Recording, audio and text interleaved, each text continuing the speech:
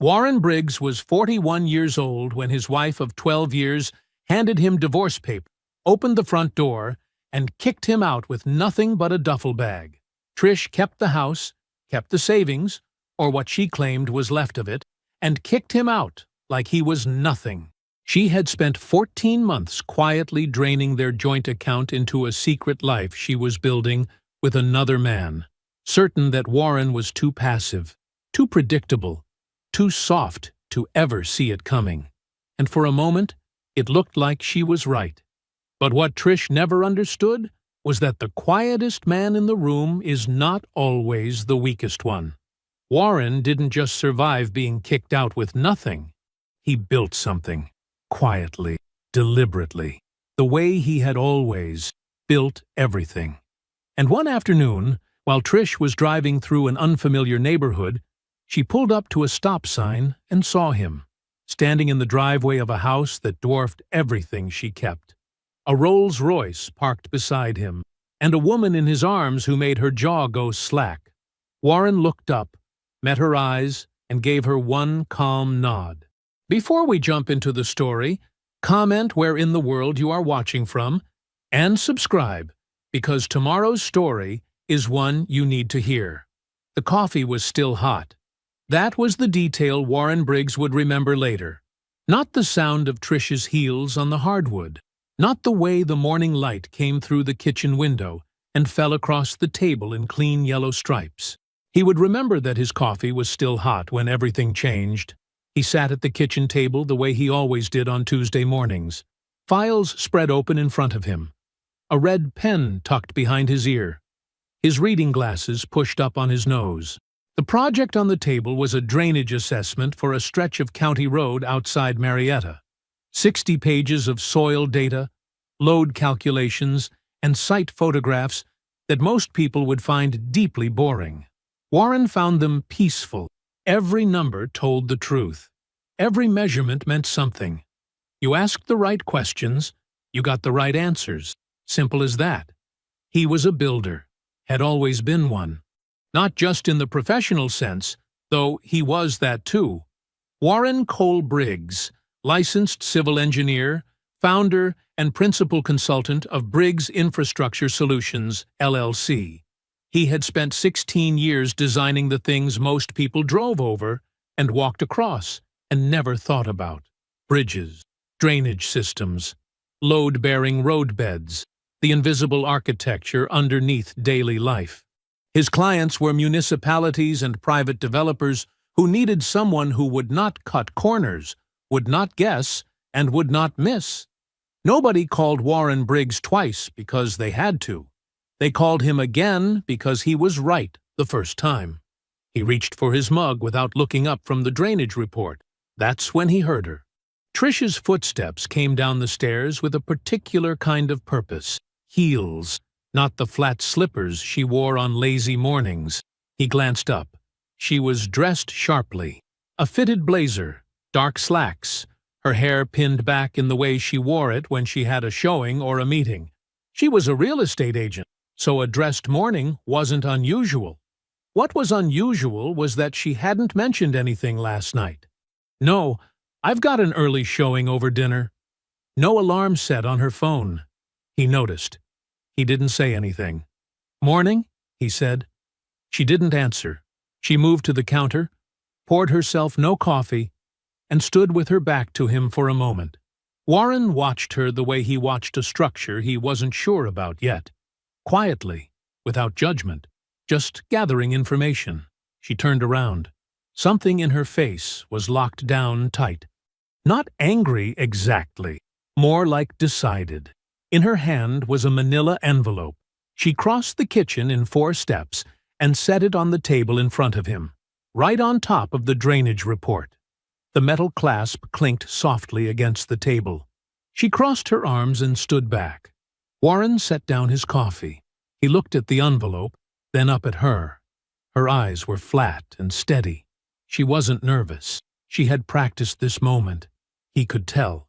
She was ready for whatever he was going to do. He picked up the envelope, opened the clasp, and pulled out the papers inside. He read them the same way he read everything. from the beginning, without skipping, without rushing. He turned each page carefully. 12 pages total, filed with the Fulton County Court 11 days ago. Trish had retained an attorney named Gerald Marsh. Warren had never heard of him, but the filing was clean and organized. Somebody had put real thought into it. He read every word. Trish stood there with her arms crossed, waiting for the explosion. He could feel her waiting for it. The raised voice, the slammed table, the panic. Something she could point to later. He gave her nothing. When he finished, he set the papers down flat and folded his hands on top of them. "You want the house," he said. His voice was even. "The joint savings. A portion of my consulting income. I'm entitled to all three." Her voice was practiced. "Gerald says the case is straightforward." Warren nodded slowly. He looked at her for a long moment. "Is there someone else?" She didn't flinch, didn't hesitate, looked him dead in the eye and said, "No." The kitchen was very quiet. "I need 48 hours, Warren said. "Before I sign anything, I want to sit with my own attorney." Something moved across Trish's face. A brief, barely there loosening, like she'd braced for a fight and was relieved to skip it. "Fine," she said. "That's fine." She picked up her purse from the counter and walked to the door that led to the garage. She didn't say goodbye. Warren listened to the garage door open, listened to her car back out, listened to the neighborhood go quiet again. Then he sat still for a little while with his hands still folded on top of the divorce papers. He pulled the financial records that afternoon, sat down in the home office with his laptop, logged into the joint account, and navigated to the balance summary the way a man checks something he already knows and just wants confirmed. The number on the screen was not $47,000, it was $6,200. He leaned forward. He clicked on the transaction history and started scrolling. His eyes moved slowly down the screen, line by line, date by date. Every withdrawal was under the bank's standard flagging threshold, small enough to look like nothing by itself.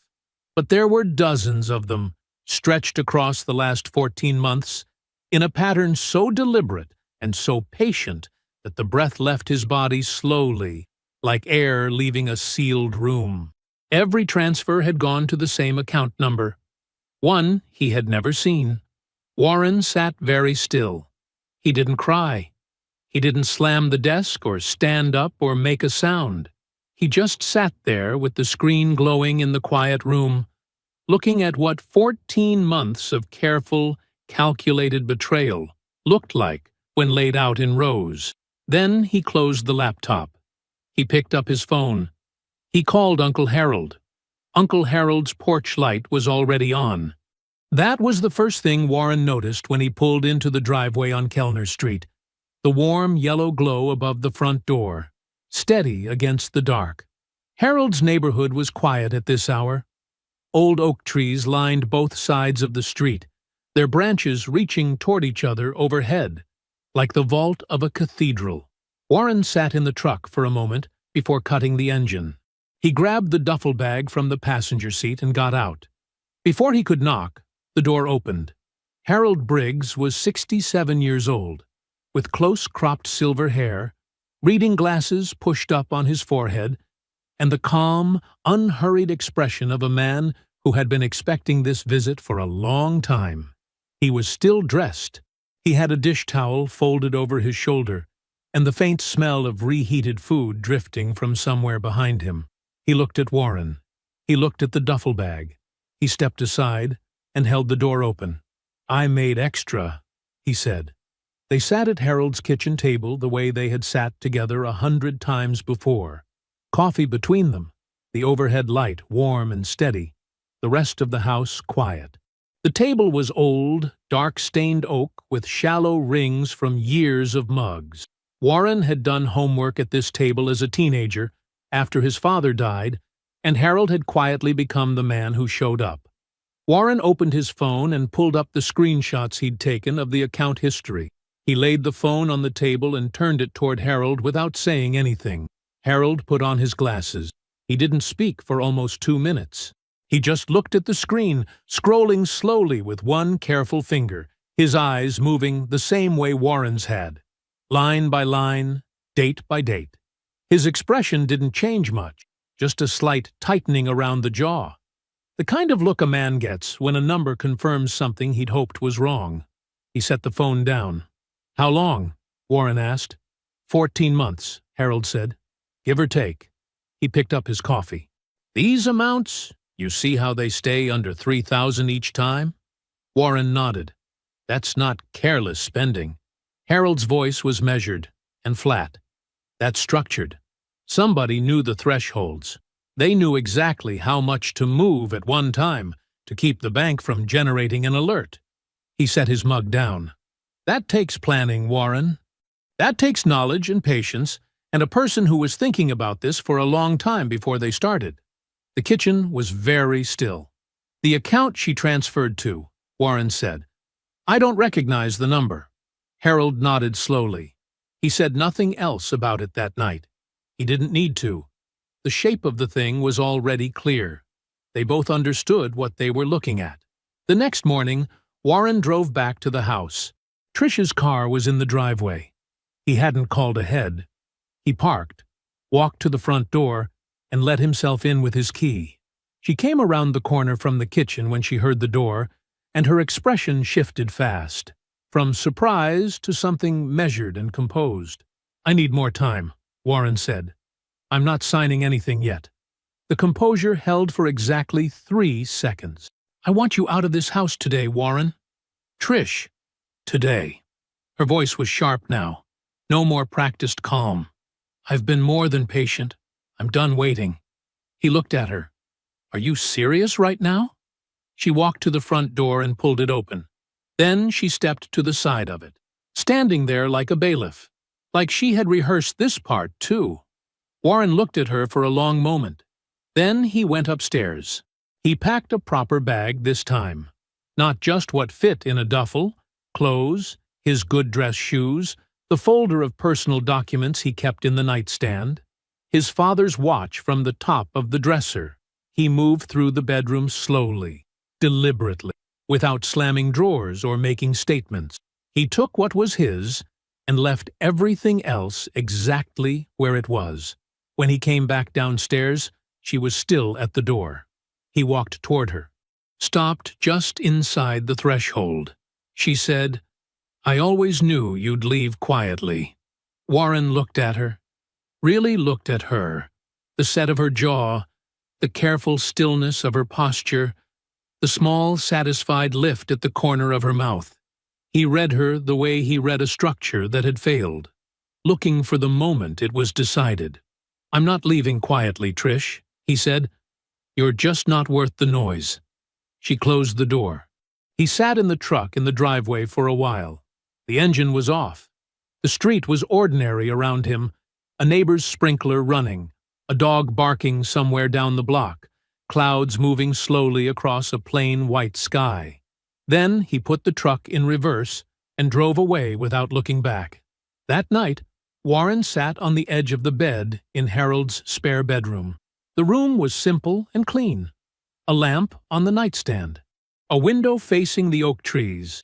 He sat with his hands laced together between his knees, looking at the floor, not thinking anything in particular, just feeling the weight of the day settle. Harold appeared in the doorway.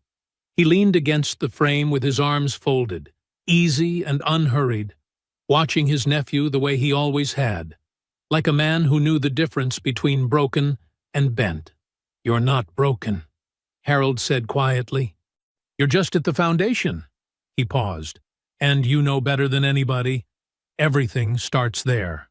The office of Attorney Constance Dade was on the 14th floor of a glass building in Buckhead, and everything about it communicated the same thing: precision. No clutter, no soft edges. The desk was dark walnut, clean as a drafting table. The bookshelves behind it were organized by subject and color-coded with small tabs.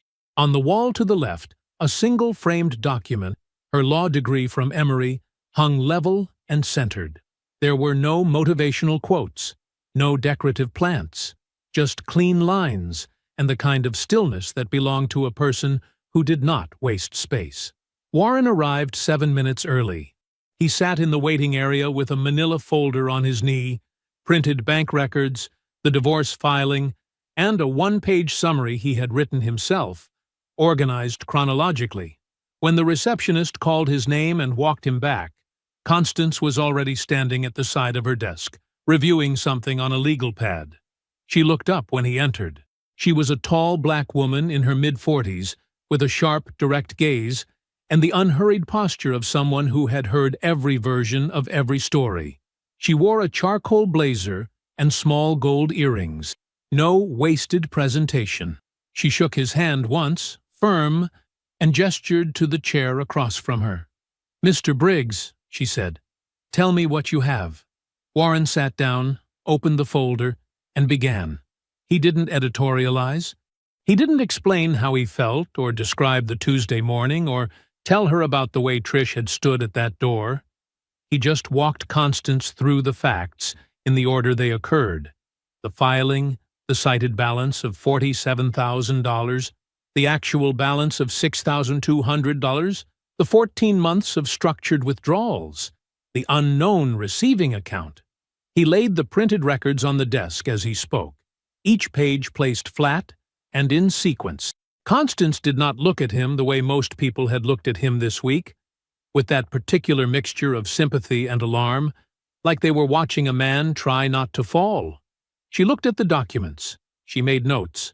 When he finished, she picked up the bank records and read them for herself, silently, with the same careful attention Harold had given them at the kitchen table.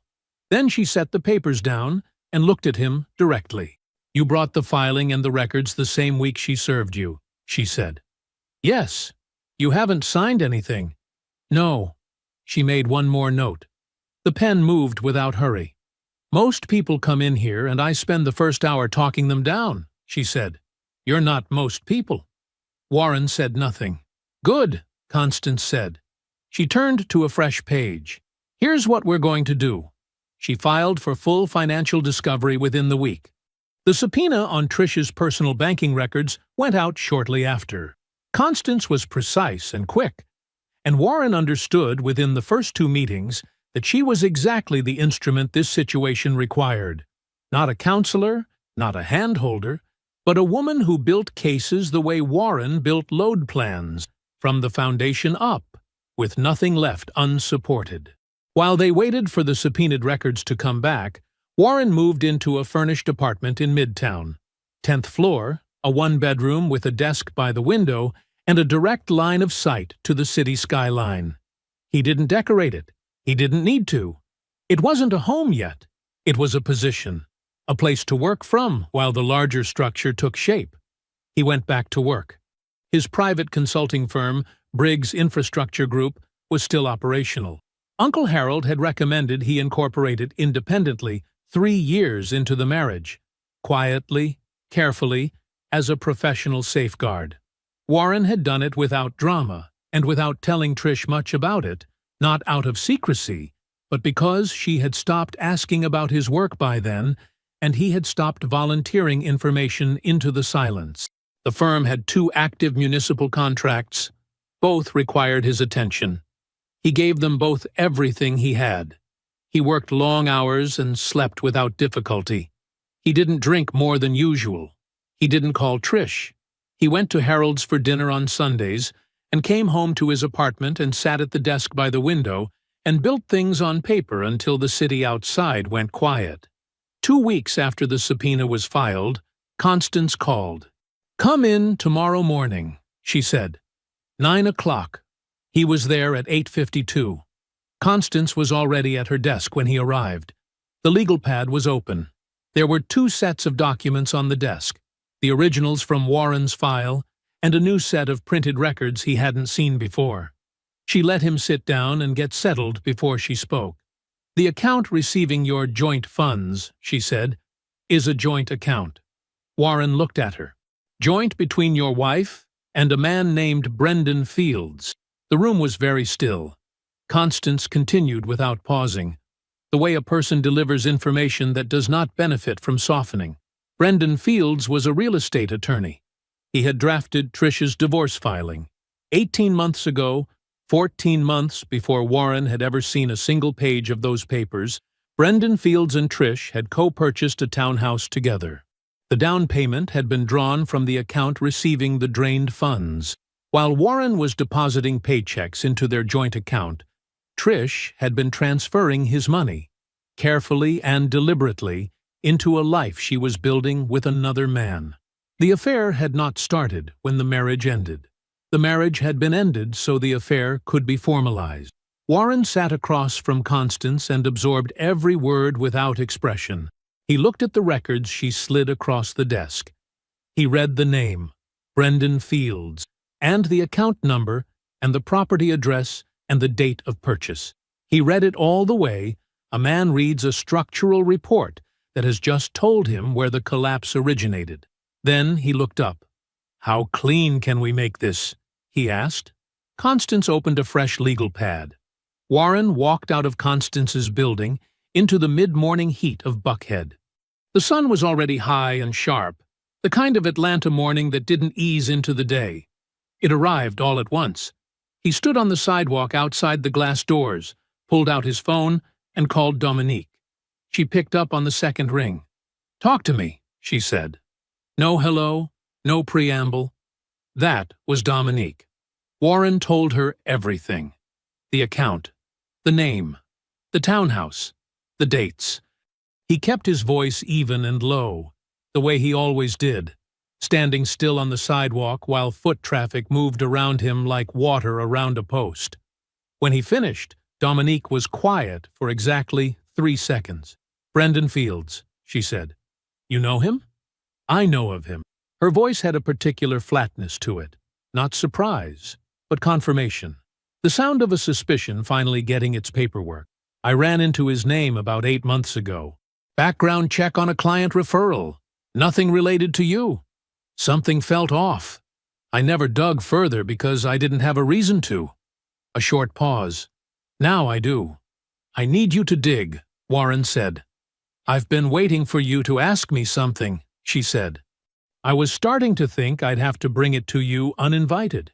How long have you been watching this?" "Long enough to know Trish didn't come up with this by herself." Her tone didn't shift.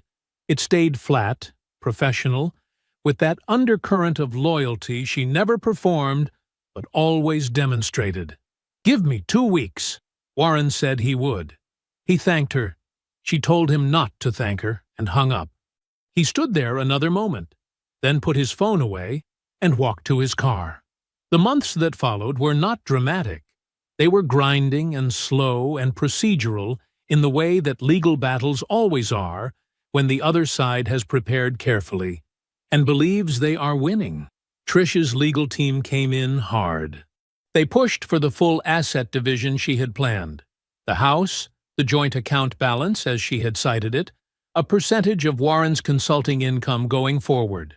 They filed motions and counter-filings and presented Trish as a wife who had contributed substantially to the household and was entitled to her share of a life she had helped build. Constance did not blink. She introduced the fraudulent fund transfers in discovery with the kind of organized, documented precision that was difficult to argue against in a room where everything had to be proven on paper. The records showed exactly what they showed. 14 months of deliberate, structured withdrawals from a marital joint account, transferred to an account co-held with a man Trish had claimed not to know romantically. The down payment on the townhouse. The dates, the amounts, all of it clean, documented and damning. Trish's claims did not collapse all at once. They weakened the way a structure weakens under load, gradually, then decisively. By the 3rd month of proceedings, her legal team had shifted from aggressive to defensive. By the 5th month, they were negotiating. Warren said very little throughout. He showed up when Constance required him, answered questions precisely, and let her do the work she was built for. In the hallways outside the hearing rooms, he did not look at Trish with anger. He did not look at her with longing. He looked at her the way he looked at a project that had gone over budget and off-spec, with clear eyes and the focused attention of a man who was already calculating what came next. She looked back at him like she was searching for the version of him she expected to find, the one who would be diminished by this, the one she had planned for. She didn't find him. Outside the hearing rooms and away from Constance's office, Warren worked. He had dinner at Harold's every Sunday. Harold cooked, asked practical questions, and did not offer more comfort than Warren needed. They talked about the business, about contracts, about the city's infrastructure budget cycle, and where the opportunities were lining up. Harold had a way of steering conversation toward the future with such consistency that being around him made the past feel like something you'd already filed correctly. In the 6th month of proceedings, Briggs Infrastructure Group was awarded a municipal contract that was the largest in the firm's short history. A drainage and road foundation project covering 3 city blocks in a southwest Atlanta neighborhood that had been flooding during heavy rain for years. It was the kind of contract that warranted a press release, a celebration, maybe a dinner with the team. Warren told no one outside of Harold and the 2 engineers on his staff. He signed the contract, filed the paperwork, and went back to work. The consulting firm grew quietly, the way everything he built grew, without announcement, without performance, without anyone watching who wasn't supposed to be there. The divorce was finalized on a Thursday morning in October. It was not the settlement Trish had designed. It was not the financial demolition she had spent 14 months engineering.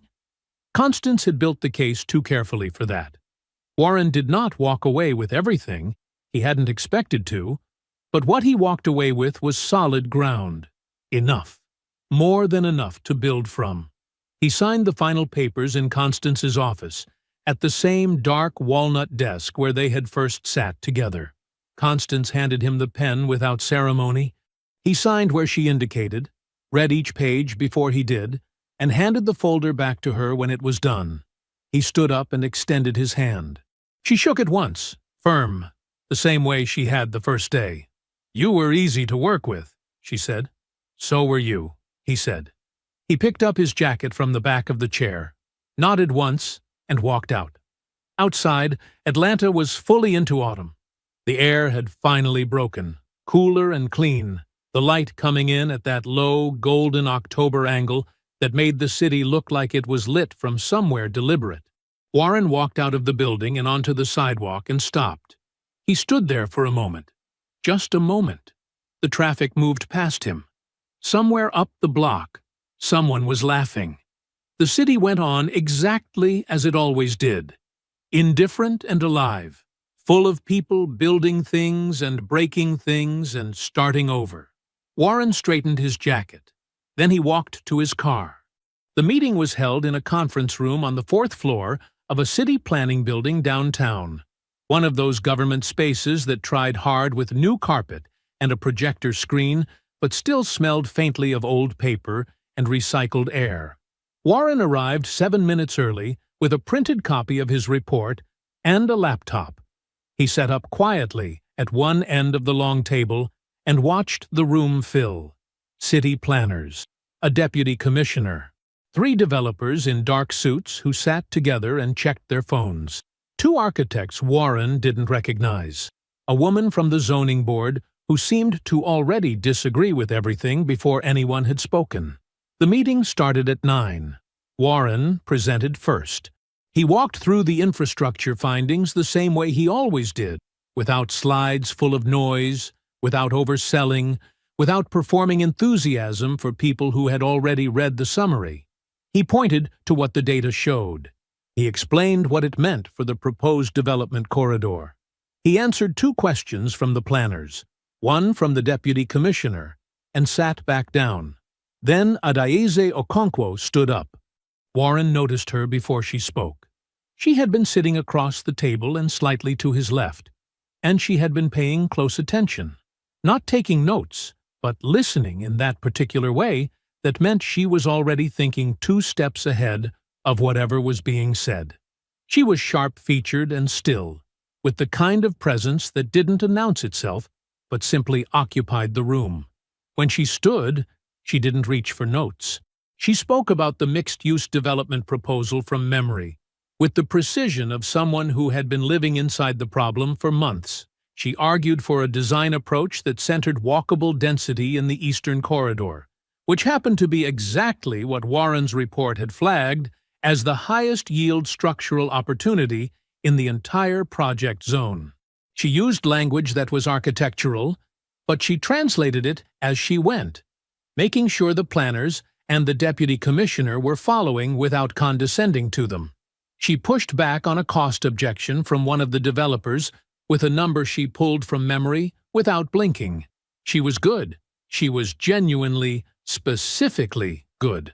Warren found himself leaning forward slightly without meaning to. The meeting broke at 11:15. People gathered laptops and coffee cups and split into smaller clusters of conversation. Warren packed his bag, then crossed the room. "Ms. Okonkwo." She turned. Up close, she was maybe 5'6", in a tailored dark green blazer, and she looked at him with the direct, assessing calm of someone who had been looked past in enough rooms to have stopped giving people the benefit of the doubt. "Your presentation," Warren said. "The Eastern Corridor argument. That was the right call." She studied him for exactly one beat. "Your infrastructure report supported it," she said. "Eventually. It supported it throughout. It supported it in footnote 14, she said. "You buried the best recommendation in the report in a footnote." She tilted her head slightly. "Why?" He opened his mouth, then closed it. Then he laughed, a full, real, completely unguarded laugh that came from somewhere he hadn't visited in a long time. The sound surprised even him. She watched him with something that was almost amusement. "That's not a denial." "No," he said, still recovering. "It's not." He shook his head. "I didn't want to overreach. The footnote was a flag. I expected someone to find it." "Someone did," she said, and extended her hand. "Ada Okonkwo. Warren Briggs." They shook. Her grip was firm and brief, and she didn't make a thing of it. They ended up talking in the hallway for 20 minutes. It started as a professional debrief. The Eastern Corridor, the drainage concerns, how the zoning board's objections could be addressed with a phased approach, and became something else, gradually, without either of them steering it there. At some point, Warren mentioned that he was recently divorced. He didn't know exactly why he said it. It felt like information she should have if they were going to talk like this. Ada's expression didn't change. She nodded once. "Okay," she said. "Then, I want to be straightforward with you. I have zero interest in being anyone's rebound." "That's fair," he said. "It's not a judgment," she said. "It's just who I am. I don't do placeholder." "Neither do I," he said. She looked at him a moment longer, then reached into her portfolio case and produced a business card. He took it and handed her one of his. She glanced at it, tucked it away, and told him her firm would be in touch regarding the zoning collaboration. He said he looked forward to it. They walked toward separate elevators. Their firms began collaborating on the zoning project 3 weeks later. Email became a phone call. A phone call became coffee in the lobby of a building they were both presenting at. Coffee became dinner at a quiet place in Ponce City Market that Ada chose and Warren was 10 minutes early for. Then, a second dinner. The dinners were easy, unhurried. Ada asked about his work, not politely, but with actual curiosity, the kind that pushed back when she disagreed and went quiet when she was genuinely thinking. She challenged his assumptions about the Southwest Corridor project and was right often enough that he stopped being surprised by it. She talked about her own firm with the directness of someone who had built something real and didn't need to perform modesty about it. She never once made him feel small. Several months after that first meeting, they were at a rooftop restaurant in Midtown. A warm evening, the Atlanta skyline spread out behind her, the air finally carrying a hint of summer's end. Ada swirled what was left of her wine and looked at him across the table. "What are you working toward?" she asked. Not what are you building? What are you working toward? The distinction was intentional. He knew that about her by now. Warren thought about it for exactly as long as it deserved. A foundation nobody can touch, he said. Ada looked at him steadily for a moment. Then she lifted her glass. He touched his to hers. Dominique texted on a Thursday evening. 3 words. Need to meet. No explanation. No follow-up. Just the text and then silence, which meant she had something real. Warren replied, Come here. I'll be home. She arrived at his midtown apartment at 7:15, with a manila folder tucked under one arm and a paper bag with 2 containers of jerk chicken from the place on Peachtree she'd been going to since they were teenagers. She set the food on the counter without comment. Then she set the folder on the kitchen table and sat down across from him. No small talk, no preamble. That was Dominique. She opened the folder and turned the first page to face him. Brendan Fields, she said. Read. Warren read. The first section was a name he didn't recognize. Paulette Mercer, 41, currently residing in Decatur. Former wife of a software executive named Gary Mercer, from whom she divorced approximately 3 years ago. The attorney who helped her structure the divorce filing, who advised her on asset strategy, who positioned her for the most favorable outcome, was Brendan Fields. After the divorce, Brendan entered into a relationship with Paulette. Warren kept reading. 14 months into that relationship, Paulette had signed a power of attorney at Brendan's recommendation, a document he described as a formality for managing a property refinancing. What it actually authorized was the transfer of 2 jointly held real estate assets out of her name. By the time Paulette understood what she had signed, the transfers were complete. Brendan had used the properties as collateral for a private loan. Paulette had nothing. She had been in active civil litigation for 11 months, trying to recover what she lost. Warren set the page down. She's still in court? He said. Still in court, Dominique confirmed. Her attorney filed last year. Discovery is ongoing. She paused. She didn't know she wasn't the first. Warren looked at her. Trish is the second, Dominique said. That we know of. He sat with that for a moment, the full shape of it. Brendan had not fallen into something with Trish. He had moved into her the way he moved into everything, the way a man moves into a house he has already decided to take. He had identified her. He had made himself useful to her. He had waited until she did his work for him, until she burned her own marriage down, and handed him the ashes to build on. She doesn't know, Warren said. It wasn't a question. No, Dominique said. She thinks she's the one who made the moves. She folded her hands on the table. She's not the architect, Warren. She's the material. He didn't say anything for a moment. He looked down at the page. Thought about Trish standing at that front door with her arms crossed, absolutely certain she was in control of every variable. Thought about the Tuesday morning she dropped that envelope on the table like she was placing a final stone. She had handed herself to a predator and called it freedom. It was the saddest thing he had heard in a long time. Dominique flipped to the second section of the folder. There's more, she said. The townhouse that Brendan and Trish had purchased together, the one funded in part with money drained from Warren's joint account, had a more complicated financial history than just that. Dominique had traced 3 of Brendan's recent real estate transactions, including the townhouse, through property records, bank filings, and a source she didn't name. What she found was a pattern of overbilling. Brendan had been inflating client invoices for years, small amounts, methodical increments, and routing the excess into accounts that fed his private investments. Real estate acquisitions, primarily. The kind of transactions that looked clean from the outside because the money entered through a legitimate legal billing system before it was redirected. No client had ever caught it fully.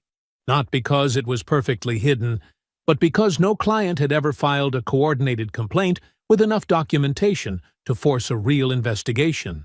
The Georgia Bar Association had received individual grievances about Brendan before, 3, across 6 years, but each one had been reviewed in isolation and dismissed as a billing dispute.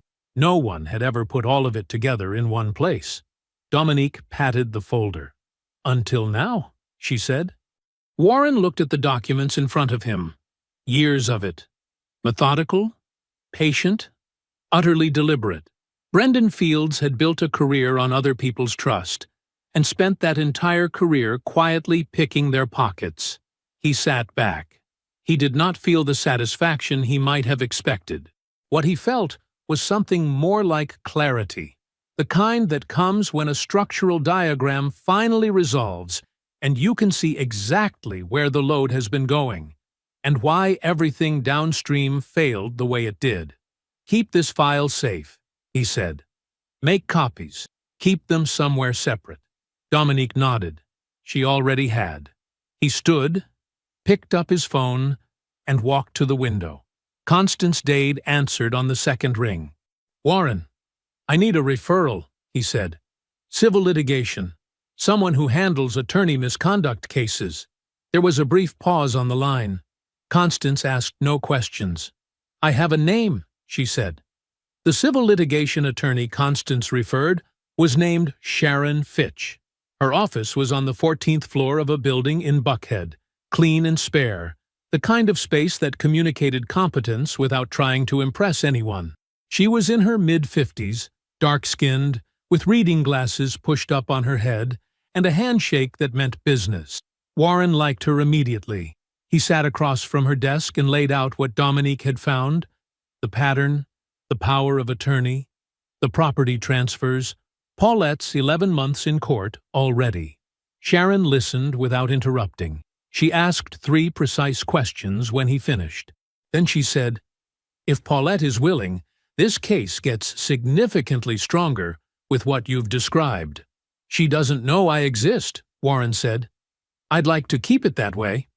Sharon looked at him steadily. "You want to fund the retainer through a third party," he said, quietly. She nodded once. "I can work with that." He had the third party set up within a week. A separate LLC, dormant, with no visible connection to his name or his firm. The retainer moved through it cleanly. Paulette Mercer got a call from Sharon Fitch's office saying a donor wished to cover her initial legal costs. Paulette, who had been fighting alone and running low, said yes before Sharon finished the sentence. The civil suit against Brendan Fields was refiled and expanded 10 days later. It was public record the moment it hit the docket. The bar package took Warren 4 evenings to assemble. He worked at his kitchen table with Dominique's documents spread in front of him: invoices, bank routing records, property filings, the 3 prior bar grievances that had each been dismissed in isolation. He organized everything chronologically. He cross-referenced amounts. He built a clear, readable timeline that connected the overbilling to the private investment accounts to the real estate acquisitions. He wrote nothing himself, no cover letter, no commentary. He let the documents speak. He printed 2 clean copies, packaged one, and sealed it. He addressed it to the Georgia Bar Association's Ethics Division. No return address. He drove to a FedEx location in a neighborhood he rarely visited and sent it from there. He told no one except Uncle Harold and Dominique. Uncle Harold sat with it quietly when Warren told him. Then he said, "You didn't destroy anything, son. You just made sure the weight landed where it belonged." He poured Warren a second cup of coffee and didn't say another word about it. Dominique's response was simpler. She looked at Warren across the kitchen table, pressed her lips together to keep from smiling too wide, and said, "Good." Trish called on a Wednesday morning. Warren was in his car leaving a site meeting when her name appeared on the dash screen. He looked at it for 1 full second before he answered. "Warren." Her voice was careful, warm in that particular way that meant she had rehearsed it. "I know it's been a while. I think it would be good for us to close things properly. No lawyers, just coffee." He merged onto the highway. "Sure," he said. "Send me a time." He called Uncle Harold that night. Harold listened and said, "She's not reaching out because she's at peace. She wants to see what she can still see." Then he said, "Don't give her anything to hold." Dominique was more direct. "She's fishing, Warren. She drove past that house. She knows something shifted. She wants to know how much." Warren said, "I know." They met at a cafe in Midtown on Friday at 11. Trish was already seated when he arrived. Navy dress, gold earrings, the particular brand of effortful casualness that meant she had put 40 minutes into looking like she hadn't. She smiled when she saw him. Full, warm, practiced. "You look good," she said. "You too," he said, and sat down. She asked about his work with the gentle, curious tone of someone who had never once asked about his work when it counted. He told her things that were true and meaningless. A project timeline, a city contract, the general shape of a busy quarter. Nothing she could use. She nodded like she understood any of it. Then she said, leaning forward slightly, "I hear your firm has been doing really well." "It's been a good year," he said. She smiled. "I always knew you had it in you." He looked at her evenly. Let that sit exactly where she left it. Then he said pleasantly, "How's Brendan?" A small hesitation, just a fraction. "Good," she said. "Really good, actually." Warren nodded. "Glad to hear it." He picked up his cup. He should make sure he has his own attorney, though. Not someone from his network, someone independent. Property disputes get complicated when they cross state lines. Trish went still. "Just something to keep in mind," Warren said. He drained the last of his coffee, set the cup down, and picked up the check before she could reach for it. He left a clean tip and stood. "Good to see you, Trish," he said. He walked out. She did not call after him. He could picture her sitting there after he left. The cafe noise around her, her coffee going cold, turning his last sentence over in her hands and trying to figure out what it opened and what it closed. That evening he was at Ada's apartment, sitting at her kitchen counter while she stood at the stove. The smell of rice and pepper filled the room. She glanced over her shoulder. How'd it go? Warren rested his arms on the counter. "She's not the danger anymore," he said. "She's just someone who made a choice." Ada nodded and turned back to the stove. They ate. The 2 municipal contracts came in 6 weeks apart. The first was a stormwater infrastructure overhaul for a county outside Atlanta. 18 months of work, the kind of project that required a firm with Warren's specific combination of engineering credentials and independent consulting capacity. The second was a transit corridor assessment for the city itself. Bigger, longer, the kind of contract that changed what a firm looked like on paper and what a man looked like in a room. Warren did not celebrate loudly. He called Uncle Harold. He told Ada over dinner, matter-of-factly, the way he told her most things. She set down her fork, looked at him across the table, and said, "Warren, that's enormous." He smiled. She reached over and squeezed his hand once, and that was enough. He started looking at properties quietly, the way he did everything. No real estate agent at first, just him, driving on weekends, getting a feel for neighborhoods the way he got a feel for sites. He knew what he was looking for. He had known for a while. He found the house on a Tuesday, corner lot, 2 zip codes north of the house Trish kept. The structure was a Craftsman, wide-fronted, solid-boned, with a 3-car garage set back from the main facade and a long driveway that curved slightly before reaching the door.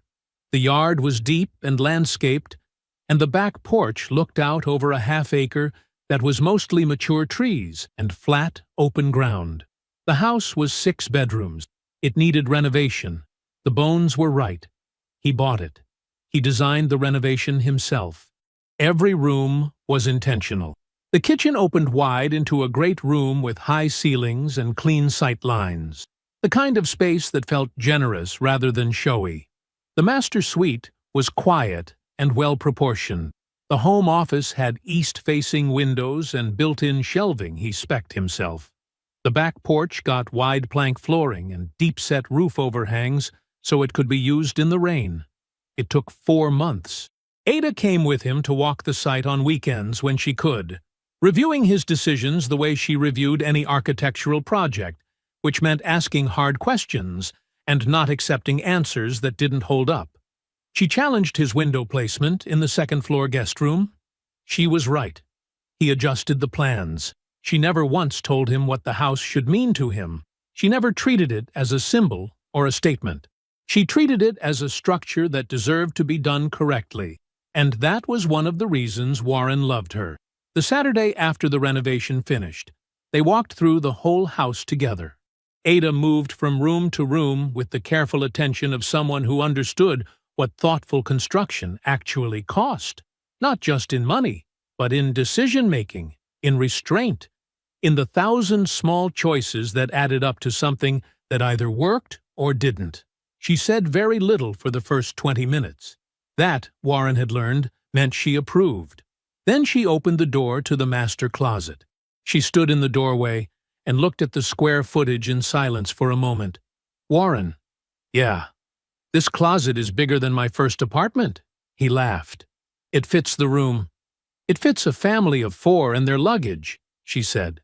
She turned and looked at him with one eyebrow raised and a smile pulling at the corner of her mouth. "I'm just saying." They walked out through the front door and onto the driveway, still laughing. The afternoon was clear and warm, the kind of Atlanta day that remembered summer without committing to it.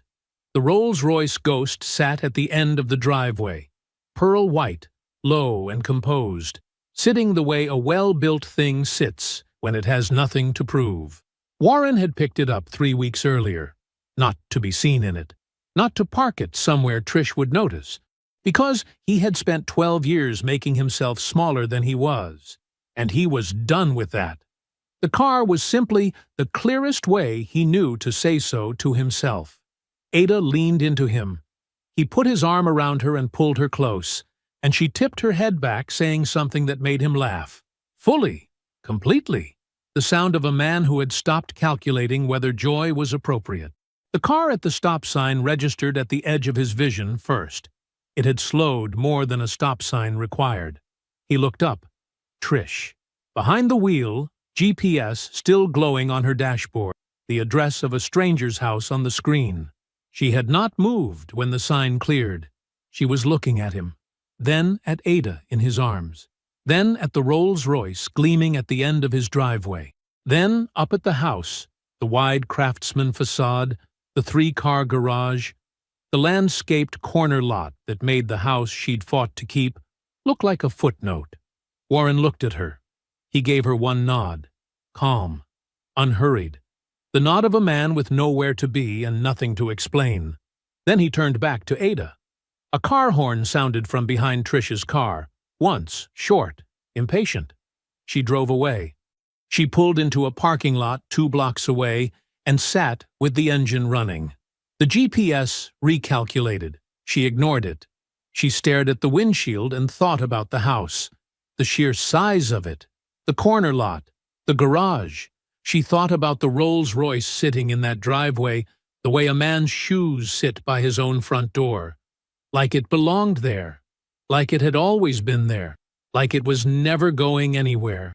She thought about the woman wrapped in Warren's arms, the easy way she fit there, the way neither of them had been performing anything for anyone.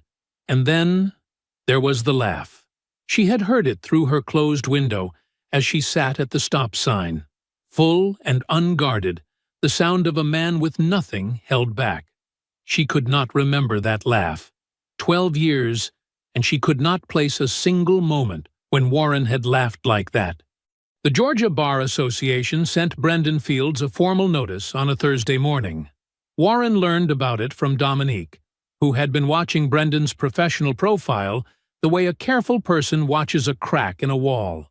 Quietly, consistently, waiting for the moment it spread.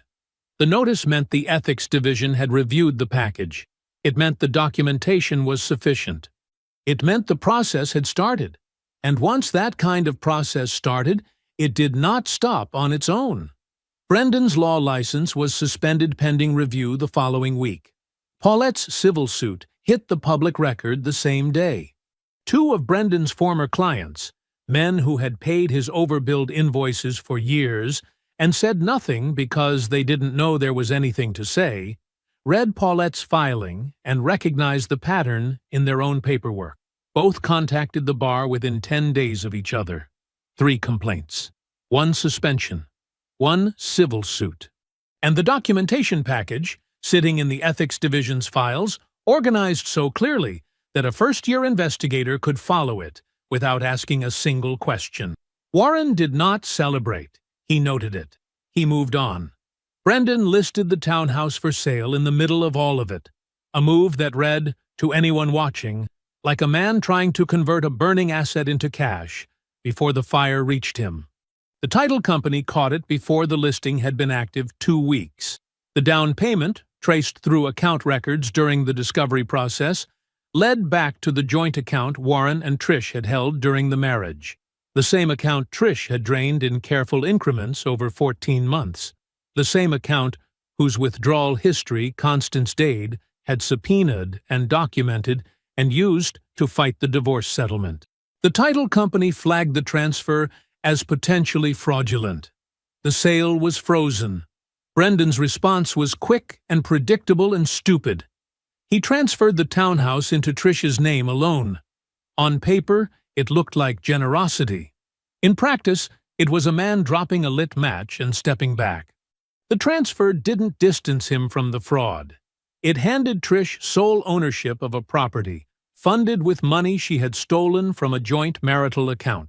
She was no longer just a wife who had made some poor choices. She was now the sole holder of fraudulently funded real estate, with her name on every document, and investigators who were already looking. The phone call from her attorney came within 48 hours. Trish hired the attorney herself. That part, at least, she got right. She found a woman named Sandra Pruitt, sharp, experienced, not connected to Brendan in any professional capacity. Sandra looked at the full picture in their first meeting and told Trish plainly that cooperation was her only viable path away from a co-conspirator charge. Trish cooperated. She answered questions. She provided records. She gave them everything they needed about Brendan's structure and his methods and the account she had not fully understood she was building with stolen money. She lost the townhouse entirely. She kept the house, the one from the divorce settlement, the one Warren had walked out of with a duffel bag, while Trish stood at the open door. She kept it, but it sat around her now like a room she had renovated for someone else's life. Her income, without Brendan's resources threaded through it, could not carry the mortgage the way she had planned. She was not destitute, but she was smaller than she had built herself to be. Quietly, measurably smaller. Beverly Holloway called Warren on a Wednesday evening. He saw the name on his phone and answered on the second ring. Her voice was careful. She did not say much directly. She was a proud woman and did not know how to ask what she wanted to ask. She said she had heard through family that things were difficult for Trish, that there was some trouble, that things were not what they were supposed to be. Warren listened. He did not confirm or explain or fill in any gaps. When she finished, he said quietly, "Make sure she has good people around her, Ms. Beverly." Beverly was silent for a moment, the kind of silence that meant something was being considered rather than avoided. Then she said, "Warren, you were always too good for foolishness." He thanked her. He told her to take care of herself. He meant it. Trish appeared at his office on a Friday afternoon without calling ahead. His assistant looked uncertain when she announced herself. Warren said to send her in. She sat down across from his desk. He had seen Trish composed under pressure more times than he could count. She was a woman who could hold herself together in almost any situation. But she was not composed now. She was not crying. She was something worse than crying. She was fractured. The kind of fractured that happens when the structure a person has been holding together finally runs out of places to brace itself. She looked at him and said, I know you did this. Warren held her gaze. His voice was even. I didn't do anything to you, Trish. I just stopped protecting you from the things you did. Her jaw tightened. He stood. Get an attorney. One you found yourself. She left. In the elevator, alone, she finally cried. Warren walked back to his desk, sat down, and picked up his phone. He typed 2 words to Ada. It's done. Her reply came back in under a minute. Dinner at 7. I'm making jollof. He set the phone down on his desk, and he smiled. The smell hit you before you even reached the front door. Gumbo on one side, pepper soup on the other. Rich, competing, neither one willing to give an inch. From the driveway, if you stood still long enough, you could almost hear the argument happening in the kitchen. The same argument that happened every Sunday. The one Uncle Harold always started, and Ada always finished, and that Warren had long since stopped trying to referee. He had learned to simply eat both. Harold's car, a burgundy Buick he had owned for 11 years and refused to replace, sat parked beside Ada's white SUV. The Rolls-Royce Ghost was at the end of the driveway, sitting in the afternoon light the way it always sat, unhurried, certain of itself, like it had always been there, and always would be. The Craftsman house behind it filled the corner lot, the way Warren had always intended it to, wide across the front, deep in the back, the kind of house that didn't need to announce itself because its presence did that on its own. Inside, the housewarming was a belated one. Ada had moved in 7 months ago, officially, though she had been spending more nights than not for months before that. Her architectural drawings were framed in the hallway now, not as decoration, but because Warren had asked to hang them and she had let him, which was its own kind of statement. Their firms had formally collaborated on 2 city development projects in the past year. The second one, a mixed-use corridor in southwest Atlanta, had won a regional planning award that sat on the shelf in Warren's home office between his engineering certifications and a photograph of him and Uncle Harold at a job site 15 years ago. Dominique arrived at 4 o'clock with a bottle of champagne under her arm and an envelope in her hand. She handed the champagne to Ada without ceremony and the envelope to Warren with a look that said everything before he even opened it. He opened it. Inside was a card. No signature, no flourish. 3 words, written in Dominique's precise, no-nonsense handwriting. I told you. Warren laughed. A full, unguarded laugh that came up from somewhere deep. He held the card up so Ada could see it from across the room. Ada read it, looked at Dominique, and shook her head slowly. You are something else. I am consistent, Dominique said. Which is different. Harold emerged from the kitchen at that moment with a wooden spoon in his hand and gumbo on his apron, looked at all 3 of them and said, Whatever y'all are celebrating out here, come do it over a bowl. The rue didn't take all afternoon to be ignored. Brendan Fields was facing criminal charges. The referral from the Bar Association's Ethics Division to the State Attorney General's office had taken 4 months to produce an indictment, but it had produced one. Client fund fraud. Misappropriation. The overbilled accounts, documented so clearly in the package Warren had assembled, had given investigators everything they needed to work backward through years of transactions. 2 of his former clients had agreed to testify. He was no longer practicing law. His license, suspended first, then revoked, was gone. The Polish was gone with it. The tailored suits, the authoritative voice, the practiced way he occupied a room as though the room had been waiting for him. All of it required a platform. He no longer had one. He was simply a man who had spent his career building on other people's foundations, and had none of his own left to stand on. Warren knew this the way he knew most things now, through Dominique, through Constance, through the quiet channels that carried information to people who had been paying attention. He did not dwell on it. It was simply a fact about the world, the way gravity was a fact. Brendan had built wrong. The structure had failed. That was the whole of it. He had heard about Trish through Marcus Webb, a mutual contact from their old neighborhood who mentioned it without drama over the phone one afternoon. She had sold the house. The mortgage had become unmanageable on her income alone, without Brendan's money threaded through the budget the way it had been. She was in an apartment now, across town. Smaller, quieter. A job that paid the bills without matching the life she had mapped out for herself. Marcus said it, the way people say things they think will land harder than they do. Warren said, "I hope she's doing all right." He meant it in the way you mean something when it no longer costs you anything. He did not think about her much. That was the part that had surprised him at first, how completely she had simply stopped occupying space in his mind. Not through effort, not through discipline, just through the natural displacement of a life filled with things that mattered.